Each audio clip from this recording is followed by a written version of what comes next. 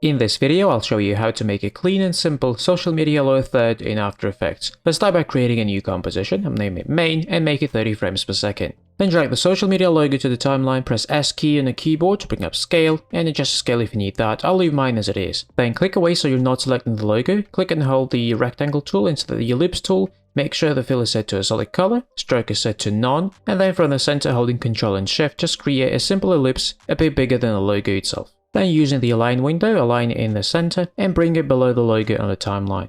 Then simply select both layers, right click any of them and choose pre-compose. Let's name this logo placeholder. After that, press S to bring up scale, make sure you're at the beginning of the composition, set scale to 0%, create keyframe on it, go 1 second forward and set scale to 50%. This gives us a simple scaling animation. Again, make sure you're not selecting the layer, click and hold the ellipse tool and this time select the rectangle tool and create a simple rectangle holding Ctrl. Then open rectangle 1 drop down, go to rectangle path 1 and check in from scaling, set X value to 800 and Y value to 120.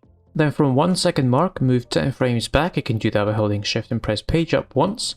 Create keyframe for size and move that keyframe a bit forward, then set X value to 0. Move exactly 1 second forward from here, so 1 second 20 frames, and align the second keyframe with the playhead. Also set roundness to 100 to get the round corners. Then move back to the first size keyframe at 20 frames, select logo placeholder, press P, create a keyframe on position, go 1 second forward to 1 second 20 frames, and simply move the placeholder to the left.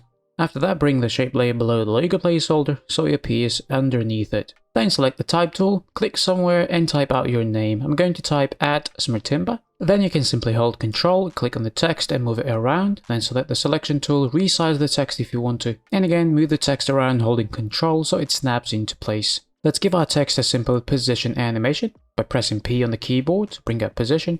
Create a keyframe at 1 second and 20 frames, then move to 20 frames and simply animate it to the left by decreasing the X position value. Let's toggle the transparency grid so we can better see what's happening. As you can see, the text animates from left to right. Let's now make the text visible only once it's on top of the shape layer. For that, let's go to Effects and Presets and search for Set Matte and add it to the text layer. And in Effect Control, set Take Matte from the shape layer number 1 and boom, the text will only be visible on top of the shape layer. After that, select all layers and press U 2 times to bring out the keyframes only. Drag and select all keyframes, right click any of them, Keyframe Assistant is easy, or press F9 as a shortcut, then go to the graph editor. If your graph looks different, right click, make sure you're in Edit Speed Graph. After that, drag and select these 2 keyframes.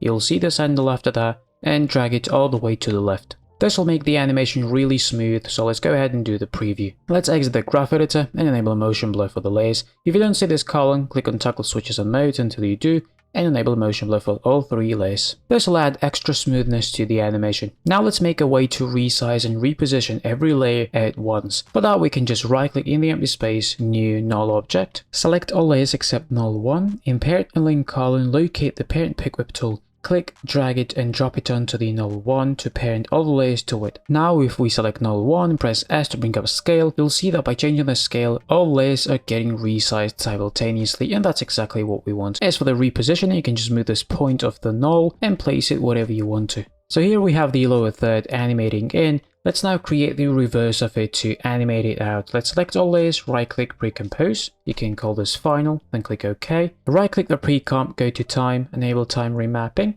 then go to 2 seconds and simply create a keyframe. Then move 1 second forward to 3 seconds, copy and paste the keyframe by pressing Ctrl-C, Ctrl-V, move 2 seconds forward to 5 seconds, copy and paste the first keyframe here, then press N to bring in the composition's endpoint. And now lower third is animating in at the beginning and is animating out at the end.